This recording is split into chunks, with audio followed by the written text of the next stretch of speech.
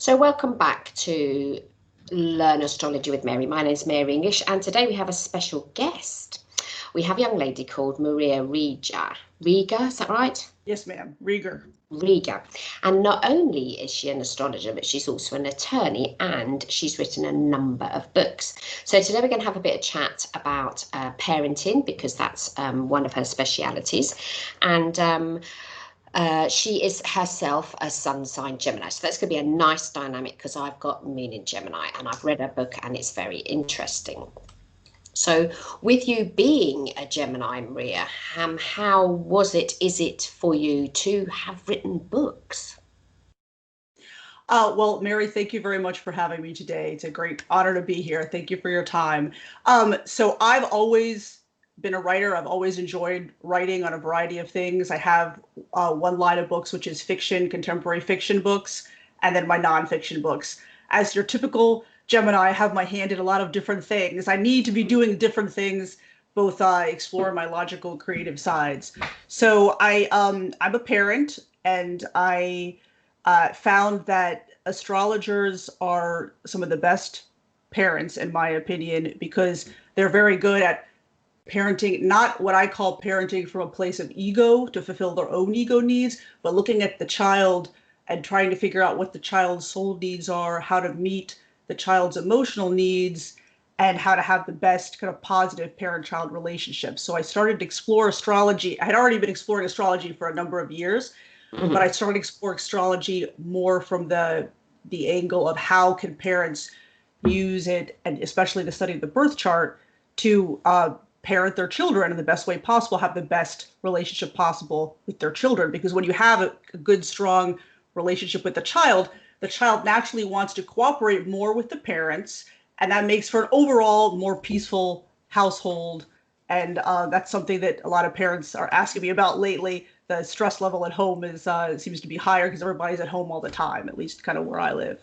Oh, So, okay. right. And what city are you in? Are you being locked down? Because I'm locked down in the UK. So Sure. what city are Right. you at? I'm in the state of Virginia, right outside of Washington, D.C. We are not in total lockdown, fortunately, but there are a lot of restrictions in place. Mask wearing is mandatory outside, things like that, in public, and inside restaurants and things like that.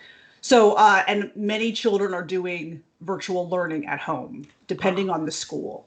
Okay. So, a lot of parents are trying, where I live, are trying to juggle their full-time jobs on top of monitoring the virtual schooling, having the kids at home. So that's been challenging, especially to those parents who are working outside the home. They've had to make arrangements to have younger children monitored at home during doing the schooling. So that's been very challenging for many people. Mm-mm. And you've written this book, okay? So it's called. Let me get the proper title for it now. Where are we now? So this is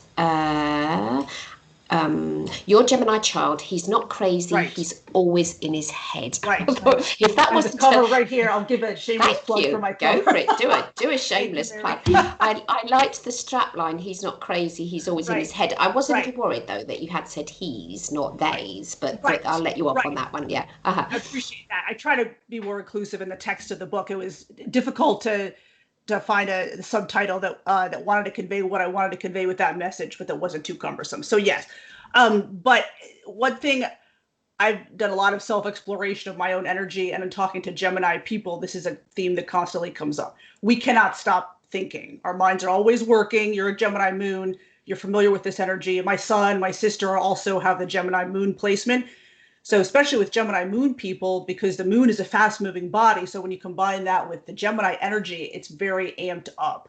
So Gemini energy makes the chart holder just constantly going through this process of taking in data, processing data, evaluating and reevaluating data constantly. This is a subconscious, constant process, hard to stop. So as a child going through this process, they may not really consciously understand what's happening with them. And they also may have trouble articulating to parents the fact that they're not being deliberately disobedient when they don't hear the parents. It's just they have trouble getting out of their head, being in the moment and listening to the parents. So one of the things I did in the book is try to give parents tips on how to get through to the child with Gemini energy in a way that they will retain information and listen to you. For example, lecturing doesn't work. My mother used to lecture me endlessly as a child, and I was always in my head, just tuning out the long-winded lecture.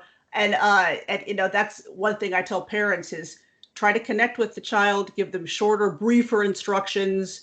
Don't just talk to talk, things like that. So Yeah, because there is the thing as well with boys as well. Not every boy, but numbers of boys is don't give them 6 things to do, just one at a time. right.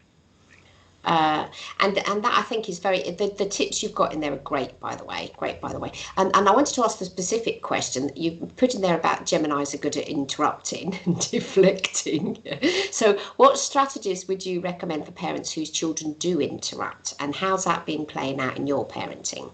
Right. Well, the Gemini energy kind of also compels the chart holder to want to communicate. And especially with children and boys who tend to be very impulsive, combine that with the Gemini energy, when they have a thought, they want to articulate and communicate the thought right away at that moment. They can't always do that, right? So what I found helpful for parents when your child interrupts and you're talking to someone, tell them 1 second, I'm talking, just 1 second. I want to hear what you're saying. Just hold on and finish your sentence or let the other person finish what they're saying. And then you can turn to the child and say, now, what did you want to say? Make sure you're not emotionally overreacting. Don't emotionally overreact to make the child feel bad for interrupting, because with the Gemini energy, it's very hard. They don't necessarily know they're doing something bad or negative. They're not supposed to do it. So you want to emotionally overreact. Don't make them feel bad. Just gently tell them, hold on a second, so-and-so is talking, and then give them the chance to, when you're done talking, to communicate what they wanted to communicate. And also, to the extent that you can, the parent should try not to interrupt the child when they're talking, right? Because one of the things I always tell parents is try to model the behavior you want to see, right? That's something I did with my son. Make sure that he knows that I value what he has to say. He just can't always say it in the moment he wants to say it because of circumstances or whatever. So those tips have worked very well for me. Sometimes my son will say, "You're interrupting me," and I'll step back because I'm a Gemini. I do it too, and I'll say, "I'm sorry. You're right. I'm sorry. Go ahead and finish your thought, and then I'll talk." So those are some tips that have worked well for me. Excellent. Okay, so because it is a very useful, interesting book. There was bits in it, and I was going ha ha ha ha. It's like, yeah, that one seems familiar. And so, how did you get into astrology to start with? What sparked your interest right back at the beginning? Sure. So I've always been interested in astrology, and throughout my life, I'm a very logical person. As you said, attorney is my day job. But I started to see patterns with the energy that were very interesting to me that would be repeated in different people, how they approach life and their kind of innate traits and things like that. So several years ago, when kind of I was going through my own kind of self-improvement, self-understanding process, I decided to study astrology more seriously, take a really deep look at birth charts, read people's charts, talk to people. And that's kind of what sparked the interest for me. And for me, How studying did you even, sorry to interrupt, though, no, you're how fine. did you even know that astrology existed as a thing? That's an interesting question. I I cannot remember the moment that I found out about astrology. It's like as a child, my mother would read books on astrology, and I remember being very interested in it and stealing the books to read. Yeah. But I guess that would be it. I must have been about 8 or 10 or something like that. And I would look and see, oh, this is interesting. Like, because I'm always, Gemini, very, very curious about all different things, right? Constantly want to seek to be mentally stimulated. And I would read that. So it must have been as a younger child that So she actually had books on astrology. Right, And the old stuff like the Linda Goodman sun signs, Linda like Goodman this is sun signs, yeah. from back in the day. I mean, this is in the early '80s, right? So, Yeah. right. Okay, Right. but you're a Maria. That sounds a rather sort of Christian name. Right. I mean, I'm a Mary in my family, Right. Catholic, but Maria sounds sort of right. Ideal. Like my parents they didn't even know astrology existed. I actually asked my mum much later in life, and she's an age, she's never even heard of it, didn't know what it was. Oh, wow. Didn't know what sign of zodiac she was. She was that would have been devout as a Catholic. But her sister, I don't know her sister, my father's sister, my auntie, who was a Gemini, was terribly interested in astrology. So even though she was Catholic, she got into it as well. But with your name, Maria, and I'm surprised that your mum Yeah. Right. Why was she interested in astrology? I don't know. I'm not sure because she's not particularly interested in it now, to my knowledge. So it must have been something maybe somebody recommended for her, or she picked it up out of interest. I Mhm. was raised Catholic, but I'm a very spiritual person, but I don't practice any kind of organized religion at the moment. So, I often wonder whether or not astrology is a replacement for that. Um, right, because a lot of people get interested in astrology, especially because of their spiritual life. right, right. Extremely important to them. Okay, so you were interested. Your mother had books, and I mean, we didn't have books on astrology in the house for sure. They weren't there. Right, Bible, maybe. right, right, Book of right. astrology, no. So when did you make your first chart then? Uh, that would have been within the last 10 years was when that was right when I actually uh, I met someone who had been an astrologer for about 20 plus years, and she did my chart for me properly for the first time. Oh wow, And she I did from thought, scratch with an ephemeris right, and a pen right, and paper. Oh my goodness. right. Well, from scratch, yeah. So, as far as looking at all the different elements, not just the big three, sun, moon, and rising sign, but all the other planets and personal planets and whatnot, and the angles and things like that, the placements. And then it made a lot of sense as far as, I started to kind of understood why I was like the way I am, why I'm very introverted and I like to be home a lot, things like that. So Mhm. I thought, well, this validates a lot of kind of what I was feeling and thinking about my own personality, right? So what's one thing that studying your birth chart can be helpful for the chart holder is validating a lot of your needs, your emotional needs, kind of looking at the moon sign to see how you can fulfill your emotional needs, how to recharge your batteries. And that's very helpful for people who may not have had the emotional support and emotional validation growing up. Hmm. And would you say that that was the case for you as well? I mean, will go through your chart as well. Sure, But you have got sure, a moon Saturn opposition. Would sure. you have said that was your experience of your childhood? Yes, yes, very Uh, much so. I did not have, we could go into it more detail later if you like, but I didn't have a lot of the emotional support and validation that I needed. I wasn't kind of allowed to be myself. It was more like kind of, I was more molded to be what the parent wanted. So that's kind of why I'm so passionate to tell parents not parent from the place of ego. Your child is not you. Your child is not an extension of you. They are not there to service your ego needs and mm, things like that. They are there for their own life path, and you should not be directing their life path for them. You should be introducing them to all the experiences life has to offer. You should be there to guide them, to teach them how to handle their own energies, but you should, give them increasing independence as they get older, which is normal childhood development, and then let them, fulfill their own life path, however it's fulfilling for them. And so, what's your view or opinion of astrology? Do you think it altered when you became a mother yourself? Because you had the first chart done 10 years. I don't know how old your son Right, is, but you had your first right, chart done for you, and you found that interesting for yourself, your self right. development. And That's then, correct. yeah. And so, how did using astrology change becoming a mother for you? Right. Well, my son is 11. He just turned 11. So he was very young when I had my chart done. So I used it to kind of look at my own life. And then I, of course, look at my family members' charts. I looked at my son's chart and I saw kind of some similarities to mine with a lot of differences too. And I thought, well, now I can understand why he's a Scorpio sun, Gemini moon. Now I can understand why he's prone to some overdramatic outbursts at times.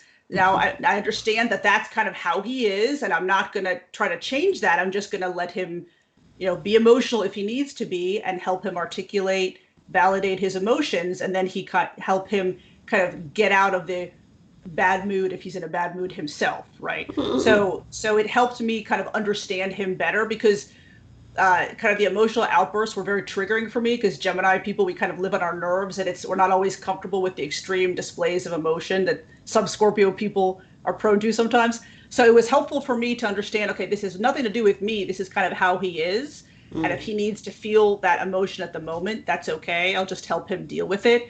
And it helped me to be triggered less. It helped me to be a better parent, to kind of look at his chart, understand his innate traits and understand kind of his approach to life. Scorpios need to feel. to them, feeling bad is better than feeling nothing.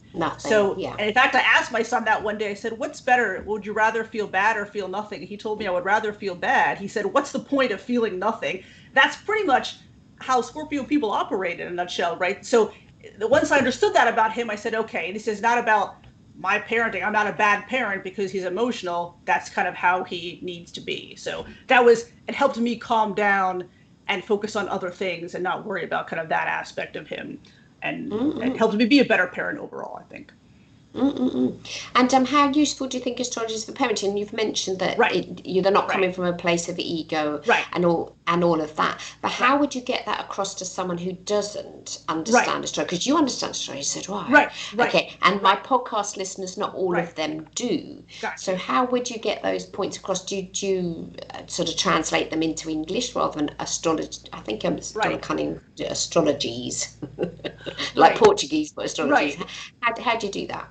Right. Well, for parents who are new to astrology, I would focus on kind of understanding the top three elements: the sun, moon, and rising sign. Moon placement, I would explain the sign placement, the house placement, what that means for the child's chart. And the moon will be especially important because the moon represents a lot of what we need to feel emotionally secure, what we need to feel emotionally fulfilled, how we recharge our batteries, how we kind of behave in relationships. So that's important for the parent-child relationship. I would have the parents understand those three aspects of the chart first. I would not worry too much about other things, although then from there explain the personal planets, the sign and house position of Mercury in the child's chart will be instructive to learn about how the child communicates best, how they learn best, that kind of thing. So I would start with those and kind of explain those, like you said, in layman's terms.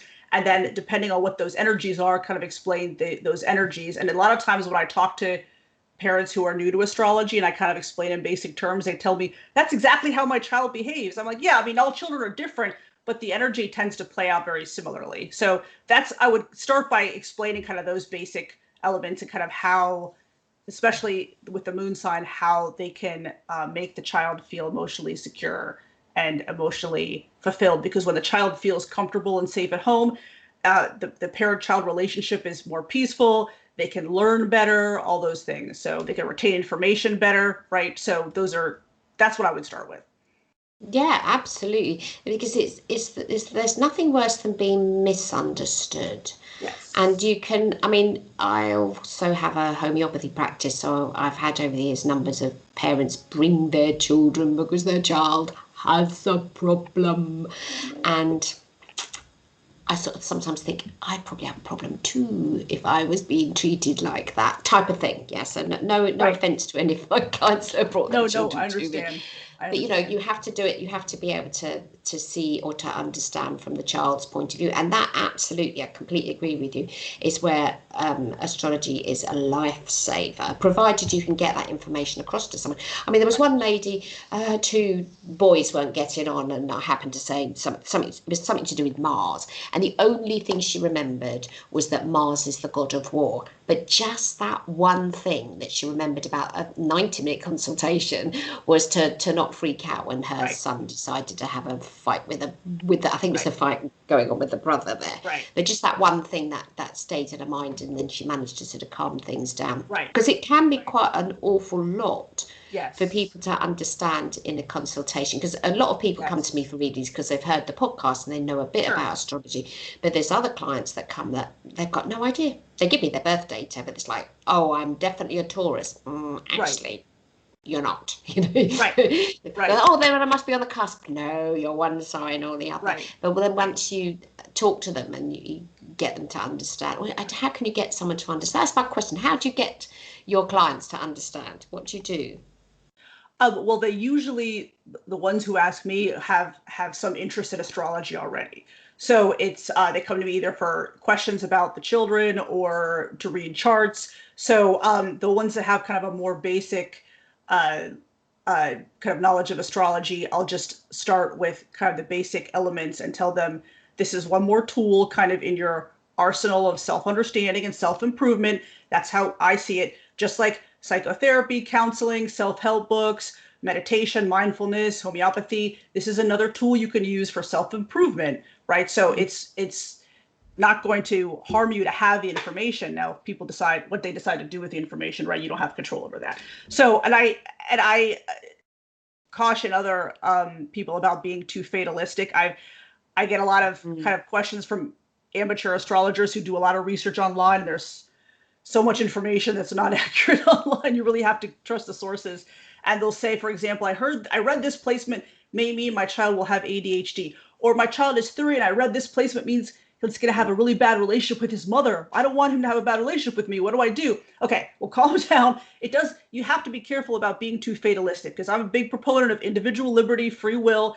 The chart will tell you the energies at play, how the chart holder expresses the planetary energies, the themes of their life that will be emphasized by the house placements, the fields of experience, right? So, but you want to be careful about drawing conclusions. I would never make, for example, a medical diagnosis from a chart.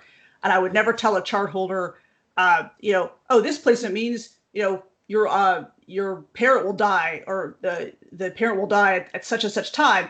You have to be very careful about that, because those predictions can be self-fulfilling prophecies. Oh, and you want to be careful about being too predictive, because if you're using the chart or astrology to predict future events, you're not going to be present in the moment. You're not going to live in the now, and you're going to miss out on life, and you only live one time. So yeah, that's kind of what I tell people that have very specific, pointed questions about what will happen in the future. It doesn't always mean that. So just because that was true for one person with that placement will not be true for everyone with that placement. So Oh, absolutely, and that does happen a lot. And that, I mean, not in this manifestation now, but when a long time ago, and I still do them. I used to do psychic readings. I'd have people come to see me, yeah, and they got. I've been to see some palmist on Brighton Pier, and she said, "Oh, I've had 3 clients who were told this, and I've got a short lifeline, and I had a car accident when I was 6. Is this the death that she said I was going to have?"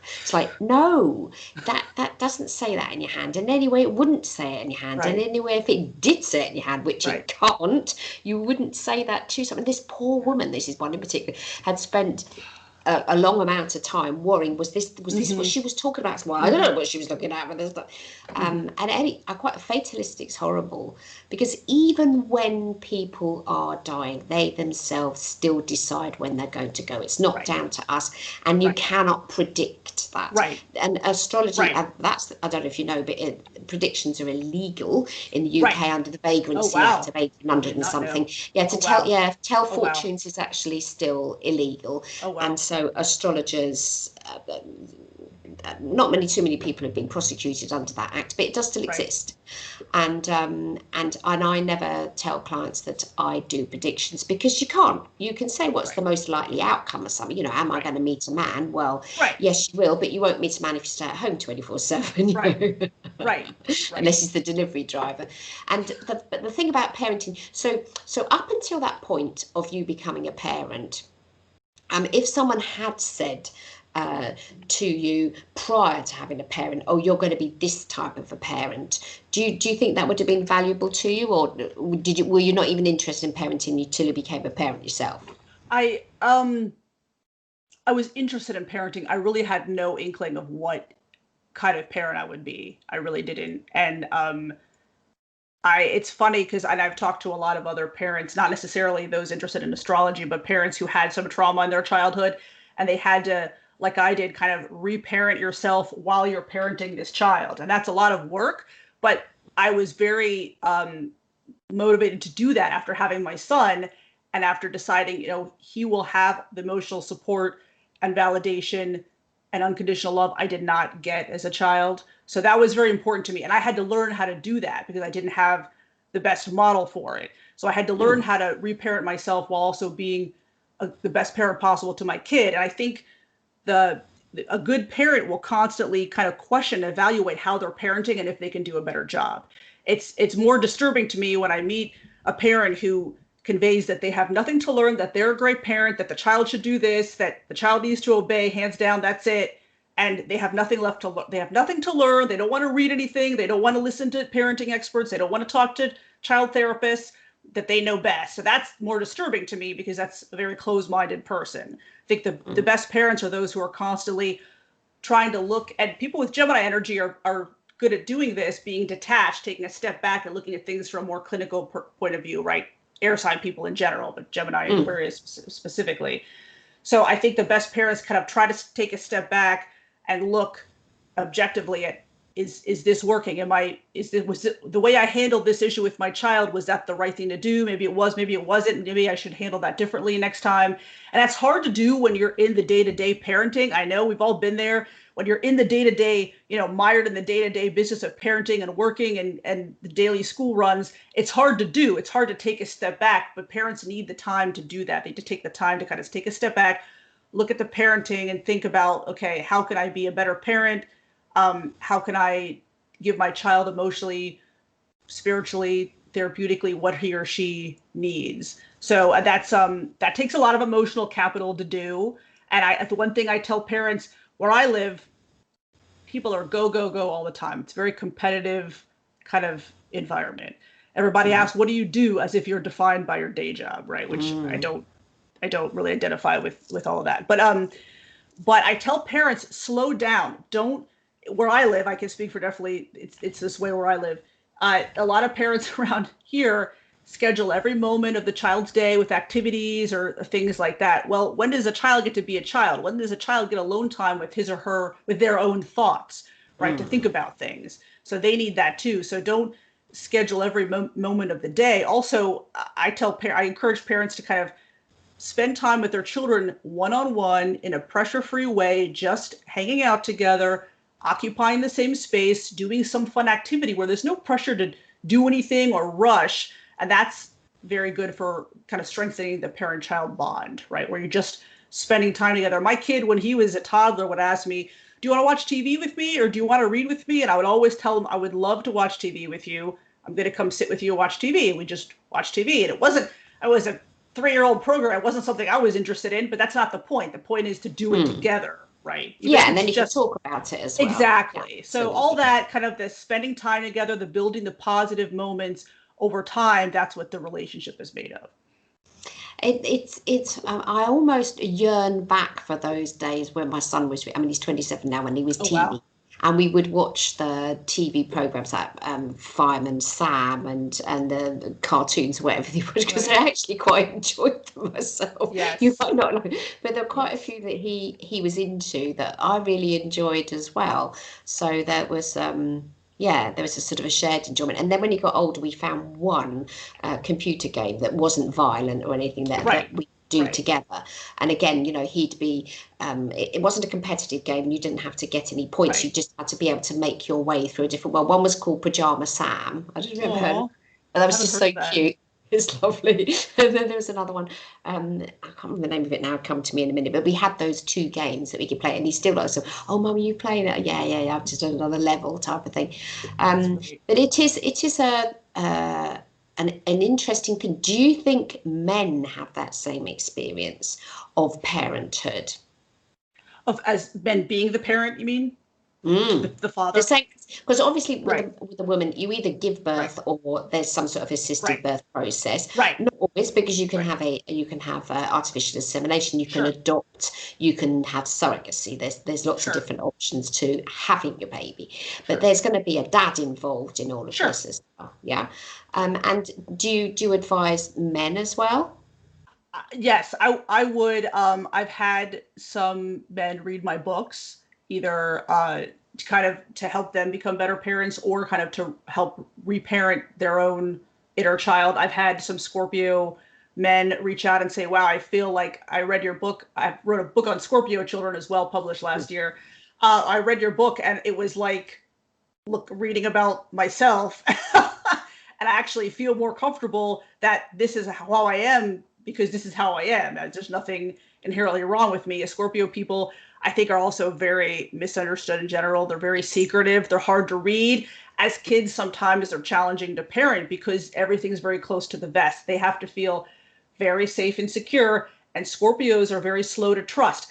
And I go over this in my book. They're not going to trust a parent just because of their status as a parent. That takes time. Yeah. And the parent needs to understand that, not be offended that, why don't you trust me? I'm your parent. Of course you should trust me. Well, they won't trust you just because of your position as the parent. They need time. That's a key word for my Scorpio book, is how to win the trust of a Scorpio. The title was suggested by a Scorpio person, to win their trust. Yes, exactly. And that's what it is. And we win the trust. And once you have the trust, that's a wonderful thing, because that person will be unendingly loyal to you if they decide that you are worthy of their trust, right?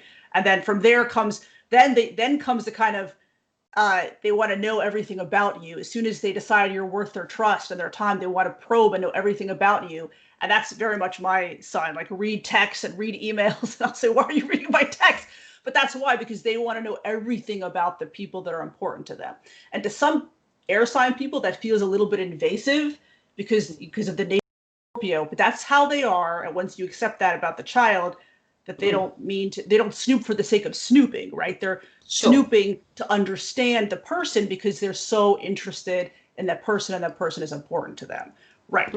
But to your question about, I'm going off on a tangent, circling back about your original question about men. Sorry. Sorry. Right. I think traditionally the women, the mothers, are kind of see themselves as kind of responsible for the emotional health of the family traditionally, right? I mean, that changes a lot because we have all kinds of different setups at home. But yeah, so it's helpful.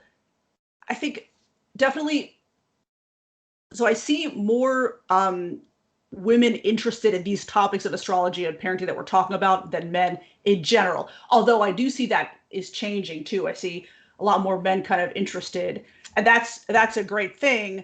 Obviously, they can also provide other means of support to the child other than the emotional support, right? But the child does need the emotional support, and ideally from both parents, right? So definitely, overwhelmingly, I see more women interested in these topics that we're talking about than men, but I do see that trend kind of expanding too, and that makes me very happy, right? Because I think, right, I've got male clients. That's lots great. of male clients that and we've discussed their kiddies charts, and I could just think of one in particular with there's constant discussions about the child's chart and their own chart and the knocking points to it, and I actually got quite a lot of clients that are single dads, actually. Oh wow.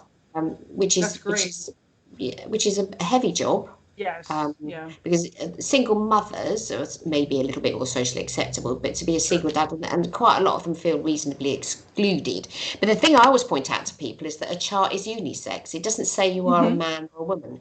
Right. It's just the chart. Right. Yeah. Right. Now you can have masculine versus feminine energy, a good mix of that in the chart, but that is right. It's unisex, totally. Yeah, because it doesn't. You can look at a chart and say, well, that's not a girl's chart or a boy's chart. And the moon, yes, is the emotions, and the sun is the ego, but you can get so many different combos of things, as you say. And so for yourself, you've got your moon in Capricorn, which is quite a severe moon sign. So how do you cope with that? I'm very comfortable with my Capricorn moon. My moon placement, you can see it's right on the IC in the 4th house in Capricorn. I'm a very private person. It's kind of when I tell people that they don't believe me, because I'm Gemini sun energy to communicate. I love to communicate one-on-one with people. So the Capricorn moon definitely, it makes me feel most comfortable when I'm working. So I like to be productive. I like to work. So it is a very different energy from Gemini. I struggle a lot with the impulse to, work hard, kind of put my nose to the grindstone and work hard. And then with the Gemini energy, which is compelling me to just go have fun and play video games with my son all day long. So they're very different energies. To be fulfilled, you have to meet both, right? So it's a constant balancing act for me between, okay, I'll do these tasks I wanted to get done today, and then I'll goof off for the rest of the day. So it's a constant balancing act for me, but I make myself work, and I do feel more comfortable after I've been productive. I don't like to feel that I've wasted the day just goofing off and not doing the things I wanted to do, or getting the writing done that I wanted to do, or things like that. But it's hard to kind of honor both energies, but that's necessary. And I have heard from clients who tell me, I'm a Taurus or Gemini, and I don't identify at all with Gemini energy or Taurus energy. And I tell them, well, look to the house placement and look to the moon placement. Your moon may be a completely different energy, and you may feel more comfortable with it. And that may be why you don't feel like this, you don't associate with the energy of the sun sign. So yeah, but there's a spectrum of sun signs as well. You've got people yes, absolutely atypical, their sign of the yes, zodiac, and then it fades off, and then they're right, just like, whoa, they're not like, oh, I right, never would have guessed that person was right, whatever, because you've got the ascendant, provided you know the birth time, you've got the ascendant that's disguising everything and, giving right, out the show of it. And in right, equal house, you've got sun in the eighth. right. What do you use, Placidus? Where's your sun sign in the chart system that you use? In eighth house. Right. Right. Okay. Yeah. Now that's what my son has, and Oh, my interesting. husband and my best friend. My best friend's a Gemini, like yourself. Oh She's got wow. Libra ascendant. She's got a sun Oh in you. wow. Sun Yeah. of the eighth.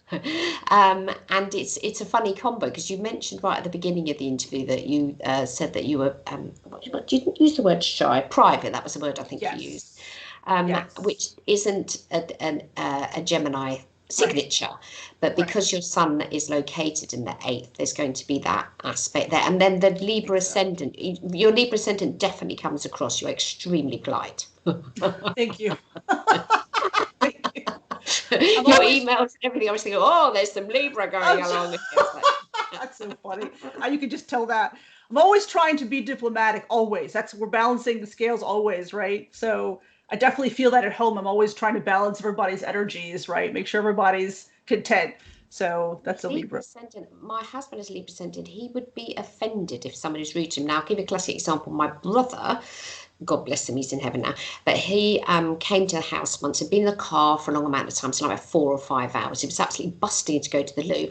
And so my husband, who's terribly polite, opened the front door. My brother went, toilet, coffee, like that. That was all he said. He didn't say, oh, hello, Jonathan, how are you? He did. My husband opens the door. My Right. brother goes, toilet, coffee, like that, because those are the two things that were just. He was a Sure. Virgo, and he had moon in Sagittarius, and he just sort of like blurted it. Had a Very Capricorn impulsive, ascendant, very but we sort of impulsive. blurted out. But that Yeah. so upset my Yeah. husband. Just like, he expected him to go, oh, good afternoon, Jonathan. How are you doing? Is it okay for me to use your? Put yourself in his shoes after being in the Yeah. car for so long, Well, right? yeah. That how would you feel? Right, right. It's funny. Oh, that's a funny story. But that's the Libra Right. ascendant. They do absolutely politeness is because it's only on first meeting. They might not be polite forever, but on Right. first meeting, I've got a sister with Libra ascendant. Oh yeah, I know quite a Wow. few people Libra So my ascendant. sister has Libra ascendant too. Right. Aquarius sun, Libra ascendant, Gemini moon. Yeah, mine's Aquarius sun, Libra No ascendant. one? Got a Yeah, big family. Yeah. that's my How sister. many in your family then? So we're three of us. I'm the oldest of 3. Oh, okay. I'm in the So, middle of 5. But I've oh got wow. one sister who's Aquarius Okay. and a Libra ascendant, and the other one we're not too sure what the ascendant is. It's probably Taurus, but we don't know. Right. Right. And so what was it like then having a Scorpio baby and there you are, you're a Gemini? It's I'm always intrigued by Scorpio people because they are so, it's like you peel back the onion, the layers of the onion, and there are always more and more layers. It is so intriguing. So I'm constantly curious about Scorpio people. And I'm constantly curious about my son. So it's like we kind of talked about before, the Scorpio energy can be a little invasive to air signs sometimes. It feels that way sometimes because the Scorpio wants to get in, and it's almost like your soul, you feel like they're invading your soul, right? They want to know everything and they ask you questions. And and that can feel a little invasive sometimes. But it is I just parenting a Scorpio sun child, I have to give him his space when he wants the space and realize that when he asks to be alone or when he feels hurt and he kind of lashes out, gives you this, does the scorpion sting, he lashes out, it's because he's hurting. It's not because of me. It's because Mm, something is going on with him. And I'll always tell him, you could talk to me if you want. Do you want to talk about anything? No, I don't want to talk about anything right now. Okay, that's fine, but I don't pressure mm, him to talk. They don't like to be pressured to talk. They will mm. talk when they're ready to talk. So that's kind of what I talk about in my book on Scorpio children. Partly is to give children the space to come to you to talk, but you don't pressure them to talk. And I see this with parents pressuring kids. Well, aren't you going to tell me about your day? What'd you do all day? That's all you did? That's all you did? And they kind of get in the kid's face. And I'm like, back up, give the child space. Like maybe they're overwhelmed. Maybe you just pick them up from school or just pick them up from some activity. Maybe this is the first moment they've had to breathe all day. Just back up and don't pressure them to talk to you. So that's important too. And with Scorpio, because they're very private, and you can see when the cogs are kind of turning and they're thinking and contemplating about things. And I try not to interrupt that process. I try to give him a lot of space. He's very introverted too, and sometimes he just likes to go to his room and shut the door and read. That's fine. Go have your alone time, and he'll come out when he's ready. Usually when I'm doing something fun, he'll come out and say, oh, what are you doing? What are you doing? So, but it's a very different energy from Gemini, but I have to understand and honor the energy. So yeah, because there's Scorpio, but there's also male as well. I don't know if you've ever read the books by John Gray, Men Are From Mars and Women Are From Venus. Long time ago. Girls, yes. Yeah, reread them. They're great. Not just got anything to do with astrology, but girls feel better for talking. So you get a bunch of girls together. This is just regular girls. You get a bunch of girls together. They'll feel better for having a chat because they've voiced their opinion. They've got it off their chest. They've managed to express them. Men feel better to go and do something. Now, this is a sweeping generalization, and I realise that his books are like that, and not every man or woman would be like, but they are. There's, again, spectrums to it. But it is the difference between male parenting and female parenting. There's that aspect to it as well, unless of course you're swinging a different way or gender neutral or whatever. Those things aren't so much the thing. But boys in general, generally speaking, need to go to their cave, need to have a think about something. Like you say, he'll be curious and he'll come out. And what ascendant, if you don't mind me asking, what ascendant does he have? He has an Aries ascendant. Oh, okay. So the sun's ruled by Mars and the ascendant. If you're using rulerships, okay. Yes, so that's interesting. So, and he's a Gemini moon. So sometimes, and I can see it's such a different energy from Scorpio, but he goes through periods where he's, because talking is almost like breathing to a Gemini moon person, right? So he goes through periods where he talks about everything's on his mind. And I kind of just let him talk. And sometimes kind of I'm getting ready for bed and he's talking and I'm brushing my teeth and he's talking. But I let him talk because when he eventually gets older, becomes a teenager, and maybe naturally more reticent, I want him to continue talking to me. So I just let him talk, and I love it. He's talking to me about all kinds of things, but I can definitely tell when he's kind of channeling the Gemini energy, and I can definitely tell when he's channeling the Scorpio energy, because then he wants to be more contemplative and wants to some alone time, wants to be private. So he's got to learn to honor both energies. But I agree with what you're saying about boys and girls. And boys, in addition to wanting to go do something or kind of be alone with their thoughts, boys bond through activity, and boys bond through competition. So you mentioned, playing games and video games with your son. I play games with my son, card games, video games, and that's bonding because they bond through competition, right? You're working together sometimes in a game, depending on the nature of the game, toward a common objective, and that all works to strengthen the parent-child relationship. And kids love it. Yeah. Kids love it when adults take an interest in things they like. It makes them feel good. It makes them feel important, makes them feel validated. They love it. And that does a lot for the parent-child relationship too. And that doesn't have to be video games. It could be anything. It could be any hobby or any book. There was a couple books my son was reading for his class, and I read them too. And he would ask me, where are you in the book? What do you think? Where are you in the book? So we would read the book together. We both love to read and then comment on the book. So those are all important to do. Yeah, we still do that every now and again. He'll tell me to watch a film, or I'll recommend a book to him. We still occasionally, when we meet up, play a game. I can't remember the name of it, but you stack these little bricky things, and then you have to pull one out, and then whoever's pulled out the most, eventually the whole thing collapses. Right. Well, he's brilliant at it, and I'm rubbish at it. But, and I think the other thing he likes playing is chess. And I'm not very good at that. So for a long time, he would beat me. Beat the pants off me, and I'm sort of getting a bit better at it. But he's definitely, we play Scrabble a lot. He's definitely competitive. So we we only play it at Christmas, and it's a word game. And then you've got the scores, and we'll get to Christmas, and we'll look and check to see what the scores were for last year and who won the most amount of games. And he'll just get so he gets so cross, it's like, because he's got Mercury in Scorpio, even though he's a Libra, but he's got Sun in the 8th. And so, very competitive. Yeah. But it's not. It's competitive without it being there's a sort of nice competitiveness, Right. and there's a sort of an aggressive competitive. This is Sure. just sort of winning so that you can have one type stuff, Right. rather than I am better than you. There's Right. that Exactly. aspect to it. Exactly. Yeah. Right. And so does your work with attorney, does it merge into the astrology and the writing? Is there a sort of a meeting point between the two? Um, Not really in the sense that it all involves a lot of writing, but my day job is in corporate law, so I like it, I enjoy it. It's just it doesn't allow me the creativity that I get with writing both fiction and then consulting parents and writing the parenting books.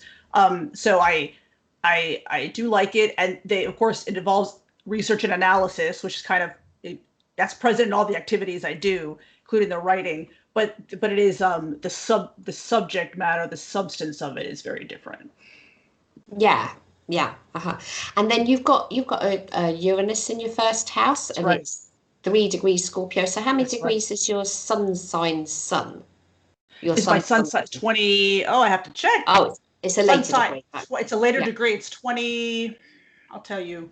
I have it up. Oh, 20 something. That's okay. 20, It's past the 23, 20. 23, Okay, 23. right. And then you've got North Node 11 degrees That's Scorpio, right. so That's in right. your first house. That's right. So probably that's part of your life purpose, to be able Could to be. assist Scorpios, because that was your first book, the Scorpio That's one. right. That's right. The first There you go. nonfiction book. That's right. And Mhm. I cannot avoid these people. These Scorpio people. Oh, my partner has a Scorpio moon. My sister has a first house Pluto. I have good friends who have Scorpio sun. I cannot get away from these people. My father was a Yeah. Scorpio sun too. He died a long Whoa. time ago. But he was a Scorpio sun, Virgo moon. So I feel like kind of my first introduction to Scorpio people was with my father, who was very private and introverted. So very hard to read. So Mm. yeah, I feel like it's an energy I've been exposed to my whole life, and it's made me kind of want to kind of get in there and study it more, kind of understand more. Mm. So And what sign's your mum then? So if your dad's Scorpio, was right, Scorpio, what's your dad? Oh, your mum's she sorry.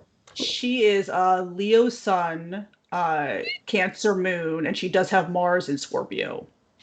Okay, so because you've got Mars in Leo and your mum's a Leo, and you've got Yes. Saturn in Leo. So if Yes. you looked at past life astrology, you could say you've had a couple of lifetimes with her. One where you were both boys, and the other you were her father and she was your son. Oh, that's You know, if you look at interesting. the synastry side of That's it, yeah, yeah, interesting. yeah, yeah. Because Because I, Saturn's the yeah. parenting planet and Mars is male. Yes, I was definitely parentified as a child. So my father died when I was about 11, and Oh, I was the oldest in an accident, so it was a sudden death. So I was the oldest of three. So I was thrust into an adult role very early. So I feel like I had very little childhood experience kind of post age 11, because I had a lot of adult responsibilities, like take care of your siblings, cook and feed for your siblings. When I got my driver's license, it was pick your siblings up from school, take them where they need to go. So I had adult responsibilities and adult concerns very early. And you're absolutely right. That's very, with Saturn, Capricorn people, that can happen. And when I did a video on Capricorn kids, parenting tips for Capricorn kids, I mentioned that to Capricorn people, they're very comfortable with taking on responsibility and yeah, duty. love it. Mm. So, but with the children, it's easier for the parents to kind of parentify the kids without realizing they're doing it, because the kids, maybe Capricorn kids, may feel very comfortable taking on the responsibility, but you want to be careful not to burden the children too There is much, that. right? Mm. So, Yeah, my son's yeah. got Moon in Capricorn, and I've got Saturn Oh in wow. Capricorn, which Oh is a bit of wow. a severe thing. And I tried, Okay. because I ended up being a single parent, so I tried not to be too strict with him, Right. which, yeah. Right. Um, and the Moon in Capricorn does like responsibility, Mm-hmm. but obviously not to be overburdened with it. Right. And Capricorn, and in fact, when I work with small Capricorn children, there was a little girl that lived in our road, and her dad um, and her mother worked as a social worker, and I don't know what her father's job was, but he seemed to be at home a lot. And she used to walk herself to school.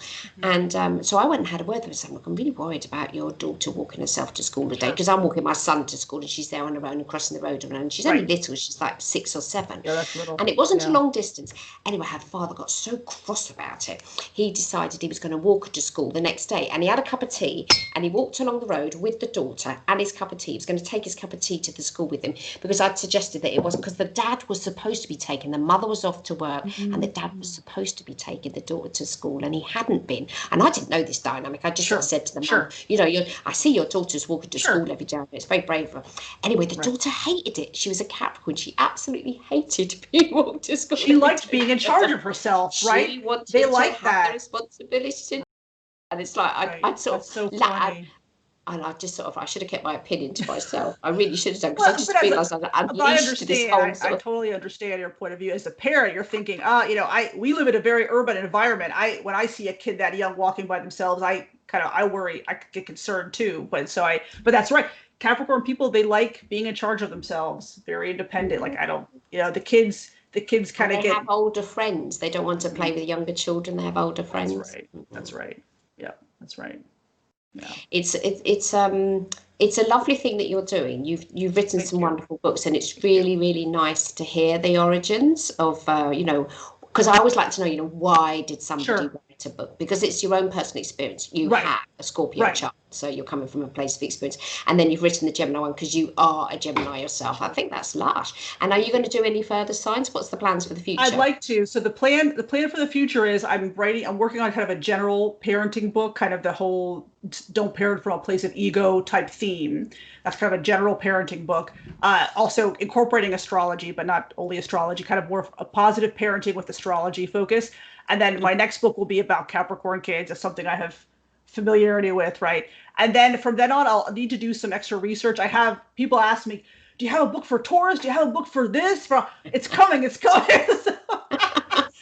But and I have a YouTube channel with a lot of free content, a lot of what we're talking about. I do some shorter, 20 to 30 minute tutorials on parenting tips for Aquarius children, parenting tips for Capricorn children. And what I find from parents is that, the books I write are kind of for busy parents who want to understand and want to have actionable steps they can take to kind of improve their parenting, improve their relationship with their children. So that the YouTube tutorials I do, which are free on my channel, are geared toward that. Like, here's kind of the main things you need to understand about a child with this energy. It could be the sun, moon, maybe several personal planets in the sign. And kind of here's some steps you can take to kind of honor the energy and make for a better overall relationship. So those, I've had some good feedback from that information too, that was very helpful for people. So okay, well, we'll put a link to your website and to your YouTube channel on the Thank podcast. you. Yeah, that all comes with it as well. Is there anything else you think I need to know, or that you think my listeners would find interesting before we go?